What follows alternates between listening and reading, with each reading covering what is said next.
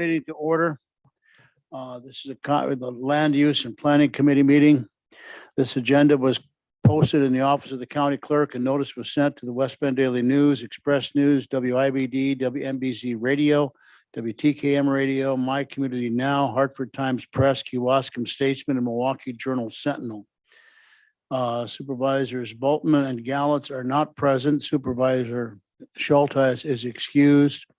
Supervisors Supervisor Krebs is here. Supervisor Gallitz is not here.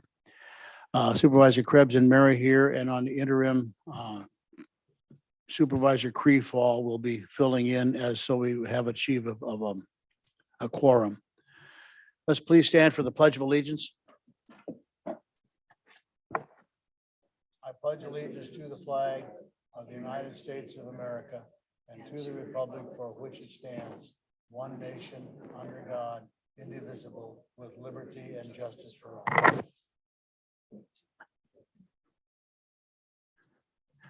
Thank you, Mr. Gallitz. You just solved a lot of problems. Okay, before we proceed further, just a notice, we'll be changing the order of some things on the agenda today. This is an attempt to accommodate some of our public guests who will be arriving a little later, but I understand they're here and some are here now. When they do arrive, we'll interrupt our proceedings and proceed as we go forward, I guess. We've also moved our closed session to follow directly behind the discussion on the Silver Lining Amphitheater. The reasoning for that will become self-evident. We're also asking our three guests from AIS to sit in on that closed session. That will also become self-evident. Finally, we will be moving item 5B, D, Mr. Eberly review of Chapter 575 Shoreland, Wetland, and Floodplain Zoning Ordinance change to the end of the agenda because that will likely be an extensive discussion and we don't need everyone to be sitting and waiting for that. These changes are coming about because some last minute final details were not completely known at the time of the posting of the agenda. Thank you. Now let's move on to the consent agenda. I need a motion and second for discussion. Any questions? Supervisor Krebs, please. Second. Mr. Gallitz. We have a motion and a second. First of all, I want to say we have some exciting news for University Extension announcement coming shortly. That'll come later this morning. And Mr. Sebo, I have some questions for you on the land permitting statistics. Two items on the sanitary permit processing continues to stay high, slightly ahead of last year's activity. And the wetland and floodplain zoning activity is slightly below last year's activity. Any chance you could explain why that might be happening?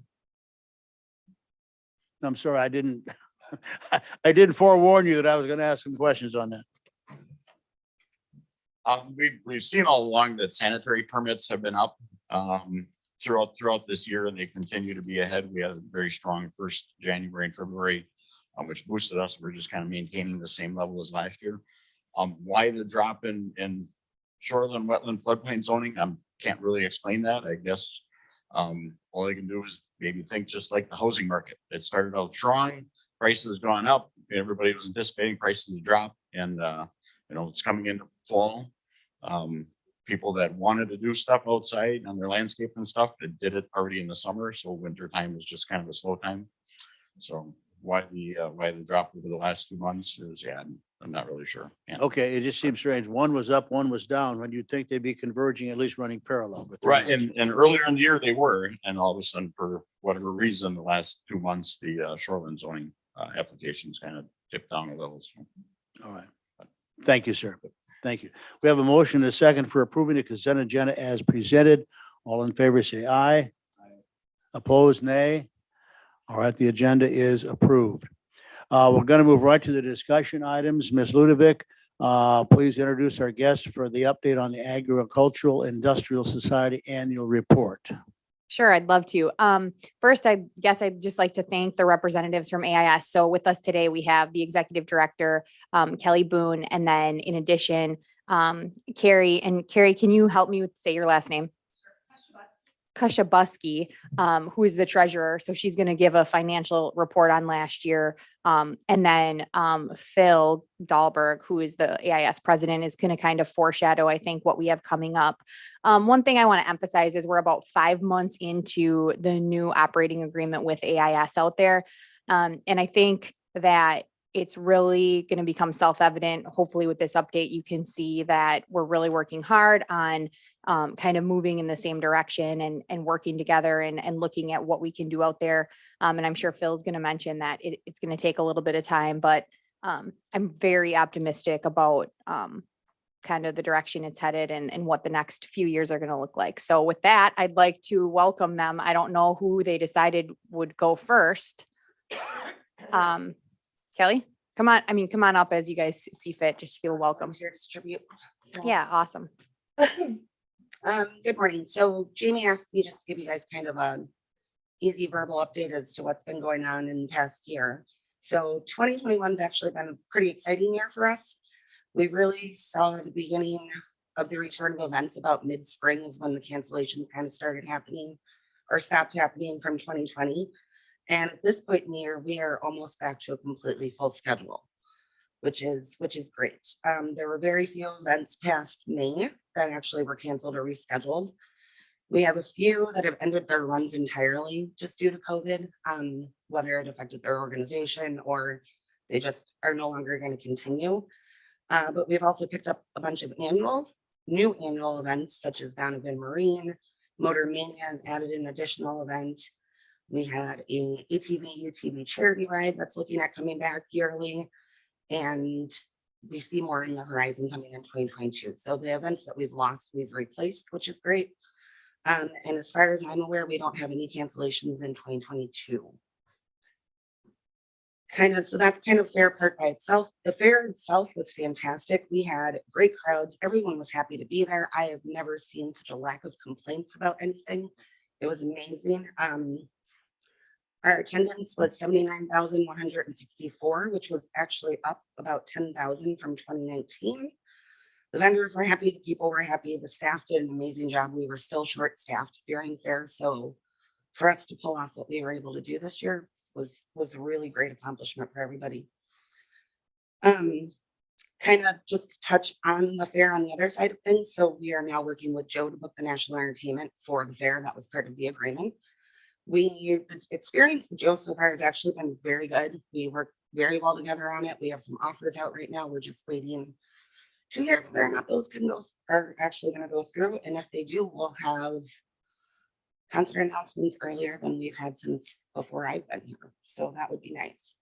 Additionally, we did have one event that was happening down at the Amphitheater called Beats for Heart Beats. It's a Christian music concert.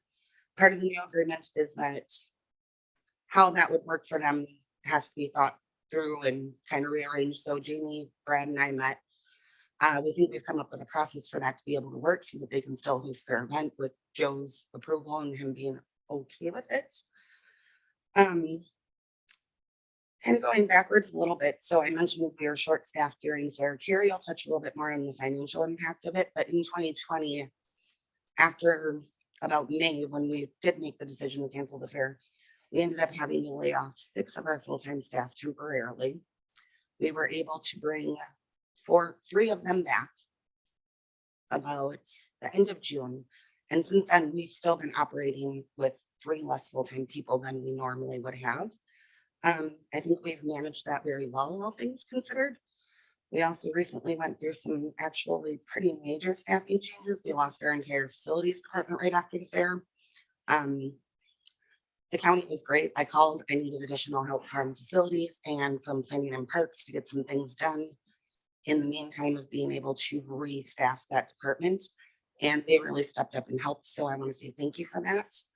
The new team has been in place since September. They are doing amazing.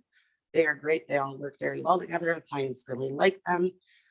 If you are out on the grounds, I think you will actually notice some very positive changes visually that you would see there. So I'm looking forward to seeing what they do in the coming year. We also have a new accounting manager that started with us recently at the beginning of October, and she is getting pretty comfortable in her position at this point. I think she's going to do amazing as well. Another thing that has come up that I've been working with Jamie and Brad on is we were contacted by a company that has the naming rights to part of the Ziegler building. And when the building was built and the donations were given, there was no sunset rights dates of how long this would last. The company is still in existence, but they've changed their name, so they want to look at updating the signage. So the question that I had with them was, well, what do we do? How does this all work? So it was a conversation that was had. They shared some templates with me. We're going to put together a program on what future potential like signage sponsorships would look like, and then that'll be brought back, I'm sure, at some point in 2022.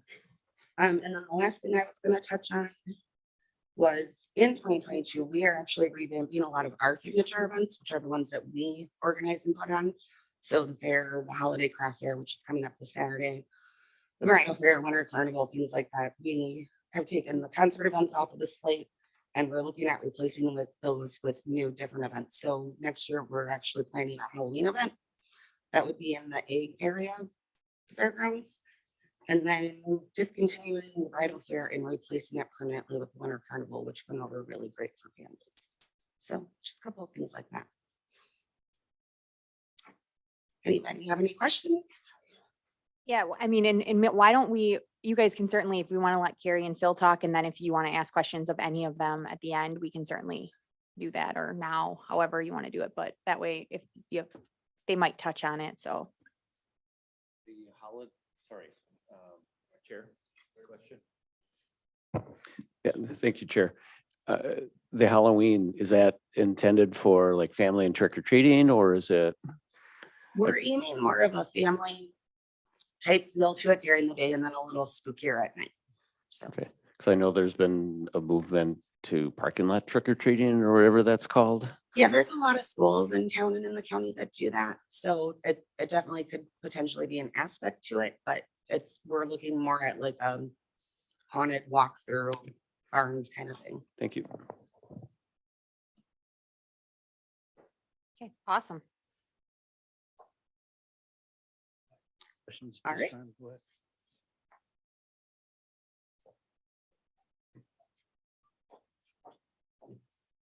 Good morning, everyone. Thank you for the opportunity to share some financial information with you on AIS. So I think I'll touch a little bit on 2020 and then we can talk about the current year. So obviously COVID had a significant impact on our operations last year, and we did see that in the financial information. So we just concluded our audit for the year, or review for the year.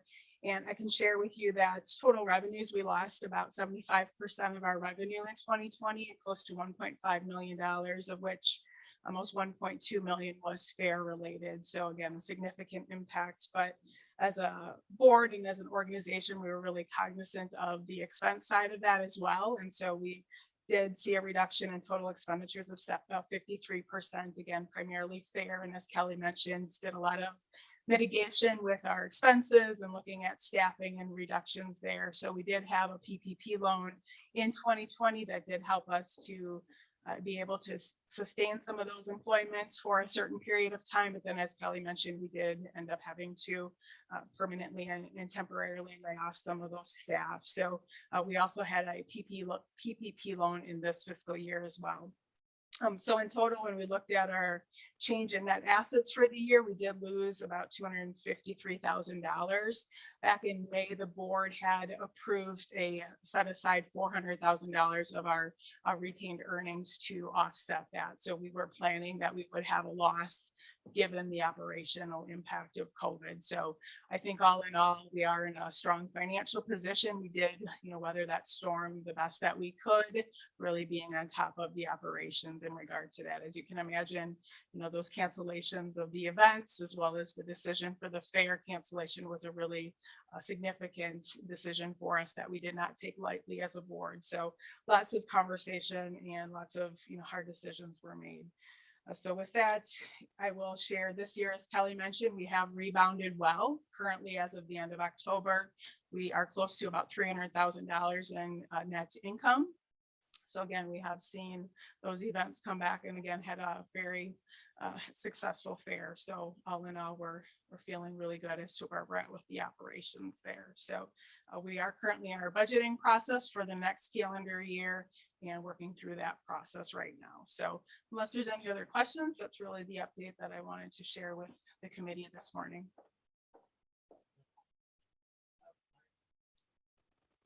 I have a question regarding the PPP loans. Are those forgivable situations? Are those going to be required for payback? Yes, we were forgiven for both of those. Last year, we were forgiven for the first one, which we did identify that in the financial statements. And then this year, just I think in just this October, we received that forgiveness as well. Thank you. Yeah. With that, I'll turn it over to Phil. Well, thank you very much, Carrie and Kelly. My name is Phil Dalbert, and I've been on the board now of AS for a number of years. I can't think of how many. I'm one of roughly 15 volunteer board members, and this is my first year as an officer, and I'm currently serving as president. Before the whole pandemic, I was just kind of able to show up at meetings and sit and listen to everybody, and then the pandemic hit, and suddenly our worlds were turned upside down, especially with the AIS, and now I get to I came out of that as president somehow. So I kind of want to go back to the time where I was just sitting on the board and listening to everyone and how good it was going. But no, it's a fantastic board to be on, and I'm proud to be serve as president. I was asked today to talk a little bit about going forward and our strategic plan. Going through this whole situation with the coronavirus has really made us sharpen our focus, obviously. I mean, we are in the business of mass gatherings, plain and simple. So the last couple of years have been devastating to the AIS and the fair park and everything. And you can imagine the different things that we've had to do really just to survive. And luckily, over the number of years before that, we were able to build up enough retained earnings to soften that blow. And we were kind of able to come out of it with our both feet on the ground. And then this past year, we've also redone our agreement with the county, which was also a very interesting and productive situation, I think. And through that process, we're also kind of able to learn a little bit more about the AIS and really what it is right now and what, where it could go. The AIS is interesting, as you all know, and I'm just going to read the mission statement. It says, enriching lives with educational, cultural, economic, and social opportunities. For the most part, what we do at the AIS, and I'm sure I'm very much understanding it, is but we have two kind of main components, and that is operating the fair park grounds and the conference center, basically being a rental facility for different events, and then operating the fair.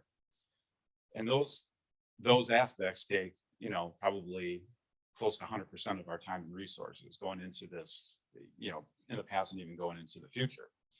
And so the question is, from our standpoint, the AIS and our strategic planning is that, are we aligned right now with our mission? Or do we need to make some changes to reach that mission? Or do we need to change our mission? Those are different things that we got to take a really close look at going into the upcoming years. We have become a revenue generating rental facility for the most part, and a fair, primarily because we were not forced, I shouldn't say that, but we were pushed to become a self-sustaining revenue generating entity, which we have become. And that's all fine and good, but the question is, what can we do better, if anything, to further our mission and advance our mission? So what we're doing right now is we are working with the EDWC and Dan Hanholt, and we are working on putting together a strategic plan. We're in the very, very preliminary stages, so I wish I had a little more meat to give you, but the reality is I don't. We've had one meeting, and then our executive committee is actually meeting with Mr. Anholt here in December, the first week of December. And what we want to do is try to identify some of these different objectives going forward, not just with the AIS and the fair park and the county facility, but also our partnership with the county moving forward and what we can do to advance that relationship, maybe try to figure out what all of our objectives are, open some communication lines, and really do what we can at the fair park to make everybody happy.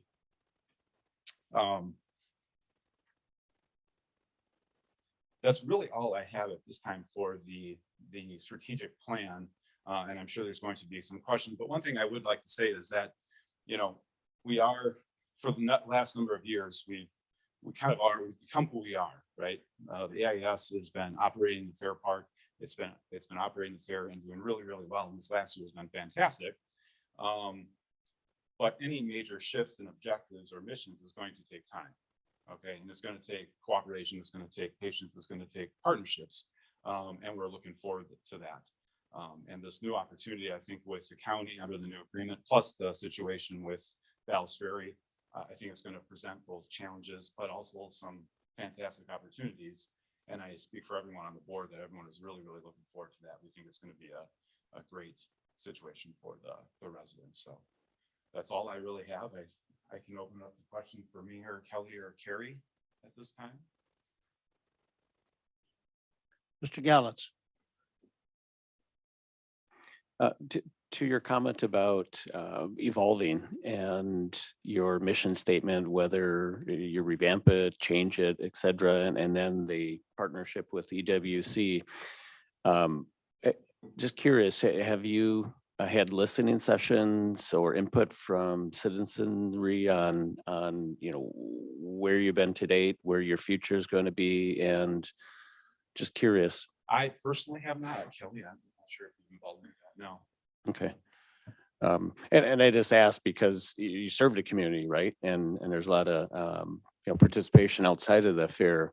I'd be curious as you evolve your mission statement or consider changing it in partnership with EWC for a strategic plan.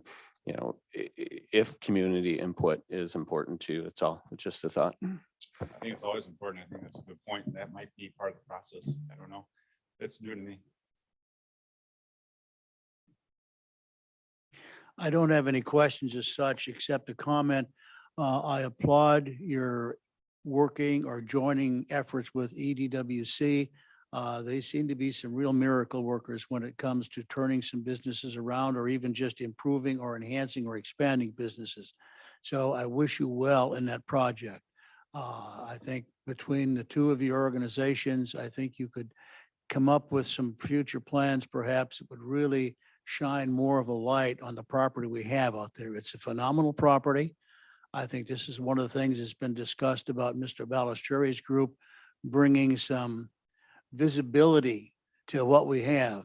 And I think in that regard in itself, that greater the visibility, the more perhaps enhanced will be the desire for other organizations to want to be part of that and come to Fair Park for their activities. I commend you on that, sir. Any other questions from anyone?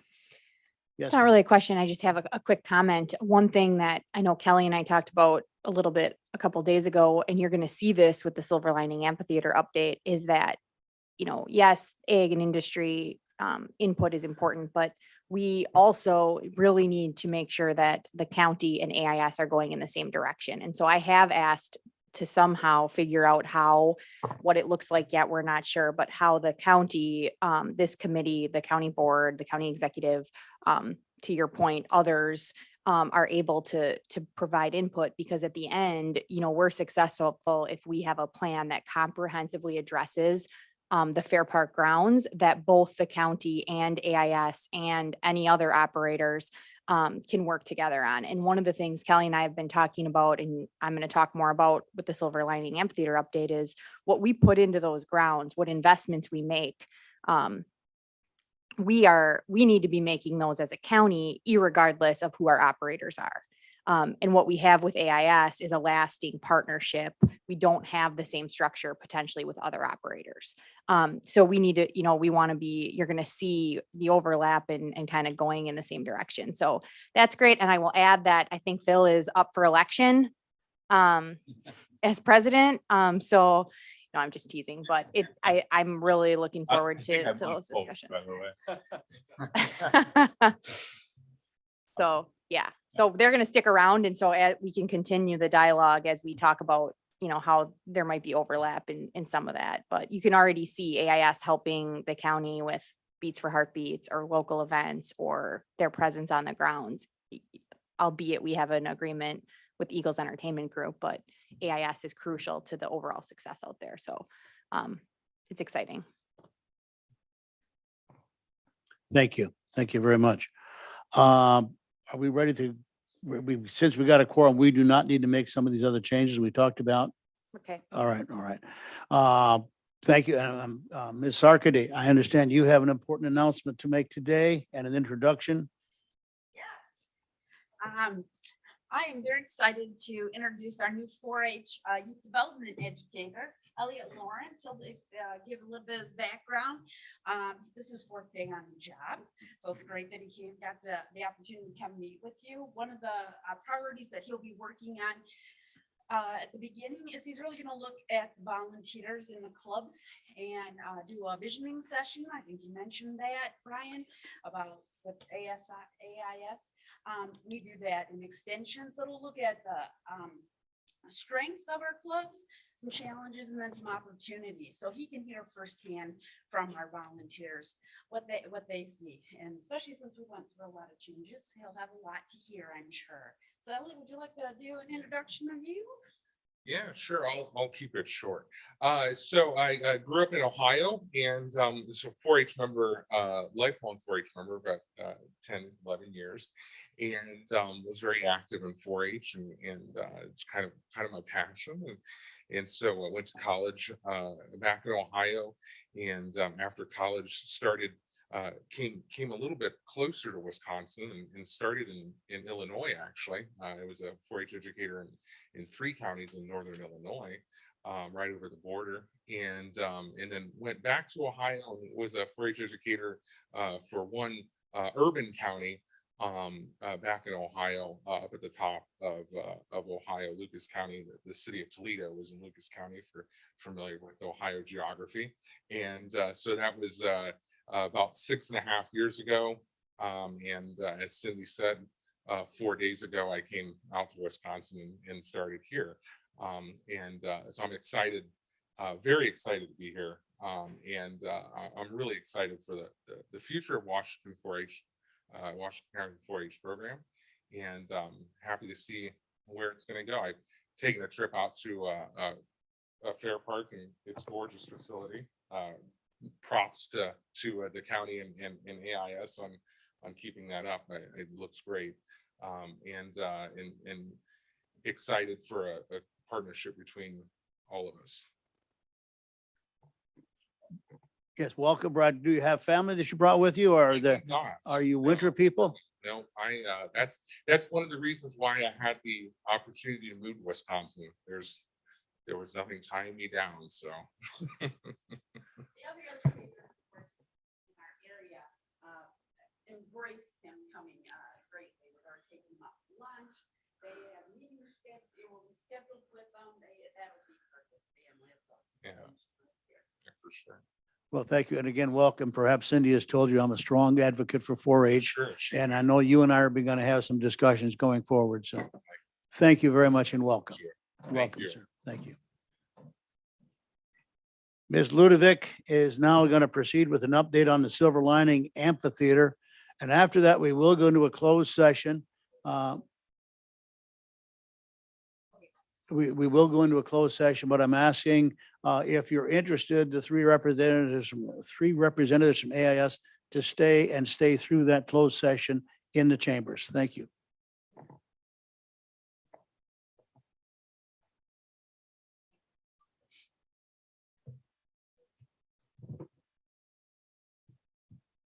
All right, thank you. Okay, so I'm gonna just piggyback. I'm gonna give everybody kind of a brief update of what's been going on on the amphitheater and the new agreement that we have with the Amphitheater. So I think we all would like this to happen a little faster, or maybe be a little quicker with the reality of the world we live in is, and the entertainment industry is that people really have to move as quickly as possible.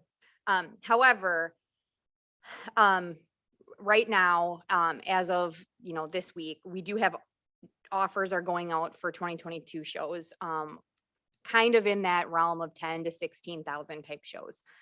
So not as large The larger entertainers, for a variety of reasons are either, world tour type, still not traveling or booking, and the Eagles Entertainment Group's forte, is, kind of right there in that there's a need and gap in that area. So just pointing that out to you that they are slightly smaller shows.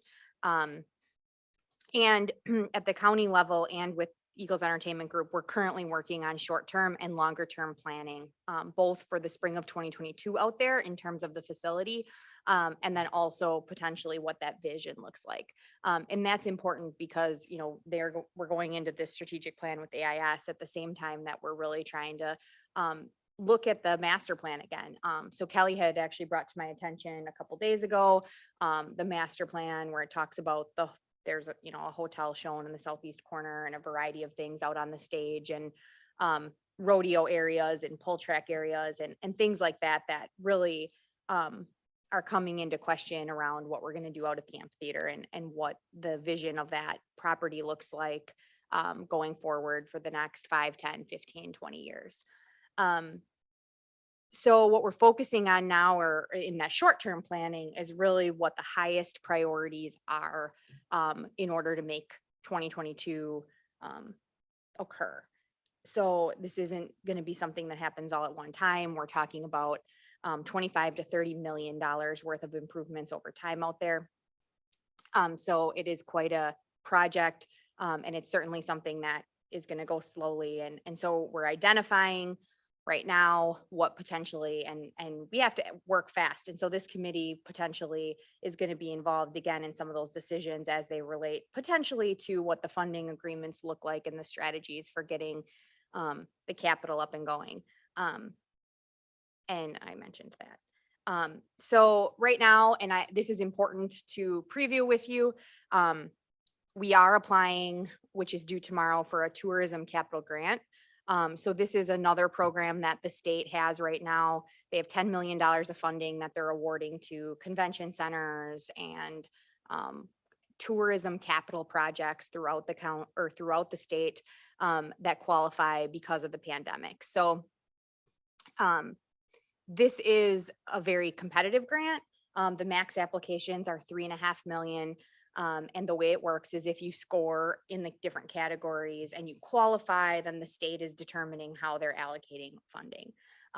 We know that convention center renovations in Milwaukee, in Madison, some other fairgrounds improvements throughout the state are being submitted. So we expect that, again, we don't know if this is a funding source that will provide any seed money for these types of improvements, but it's been important both from hey, it's a shot at some seed money, but also it's really gotten Eagles Entertainment Group and the county moving forward on thinking through the budgeting and short-term planning and what the highest priorities at the facility are.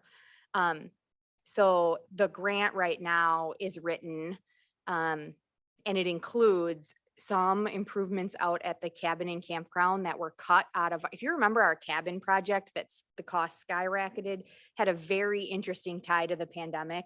And in addition, we have a lot of really, really good data on the amount of out-of-state and international overnight stays, which makes the tourism adjacent to the Holy Hill National Shrine and the Ice Age Scenic Trail really it's a great project. And so we're working on the Washington County kind of tourism project around camping and lodging, both at the Fair Park grounds, but also throughout the county parks, in that we would be looking at promoting these lodging opportunities to entertainment out at the stage, should we be able to secure our goals of 500,000 visitors to the county annually. So in the grant application right now, it includes that.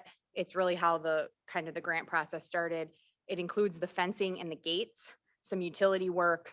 The biggest thing is the expanded seating hardscape. So this is essentially pavement in front of the stage that turns into seating. And there's a couple buildings that are also grouping into that total that makes up the 3.5 million. So again, the likelihood, there's only $10 million. So you have to submit the full project costs in this grant application. So that's what's in there. So note that this does need county board approval.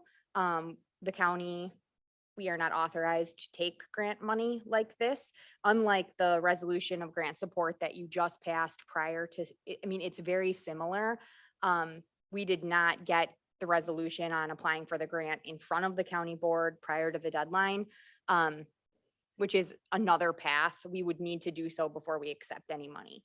It's a little different because the projects we're talking about here are really maintenance and all things that we've already talked about with the county board. And there is no, this is not a decision, the decision that has multiple huge policy questions kind of woven into it. It really just is, do you want to take the money for this purpose?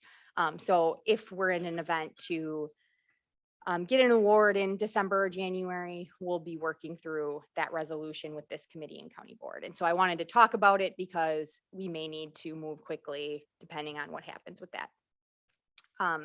So does anybody have any questions about the Silver Lining Theater? We are going to go into closed session to talk about another component. But I just wanted to, as of right now, any questions on kind of what's happening out there with the amphitheater? Okay. I only have one comment to make, Jamie, and I'm just excited to know that things are moving forward in a very positive way. As we just talked about with AIS and some of the things that they're looking forward to changing out there, or perhaps just expanding their role, whatever that may be. I think that this opportunity to bring that kind of entertainment, those levels of entertainment, and some of the expansion we're talked about with the amphitheater down there would just draw a very bright, shining light on the property we have at Fair Park. It's a beautiful facility.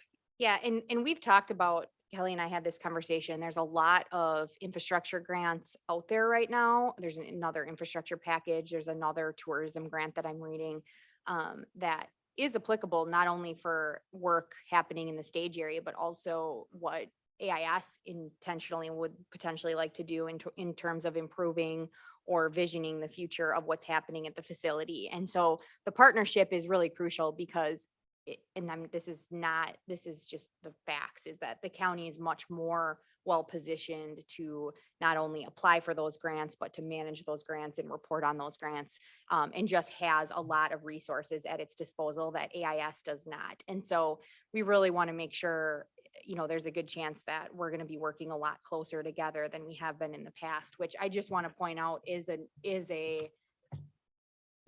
in my opinion, is an advantage of kind of the new structure whereby the county staff is more participatory in understanding what's happening out there, because they aren't going to be, some of the grants they don't even qualify for, where the county does. So I just point that out to you because I'm currently looking at 2 other grants, federal grants, that could potentially be used on infrastructure or renovation type costs. So if we want to stay ahead of, if we want to be thinking futuristically, we need to be giving AIS the resources that other counties have access to. So just my soapbox 2 cents on that. Thank you very much. Any other questions or comments for Jamie? Okay, hearing none. Thank you very much. At this point in time, we will move into a closed session, and someone's going to have to give me, again, the protocols. We don't do this very often. We just need a gavel in, and we need to get a voice vote for the board members. Is that correct? Yeah, you'll need a motion and a second, then a voice vote, and then you can go into closed session if it passes. All right, we need a motion and a second to go into closed session. Mr. Gallitz, Mr. Krebs, and a voice vote of acceptance. Mr. Krebs, Mr. Gallitz, Mr. Murray. Chris is still here. Ms. Nice is here.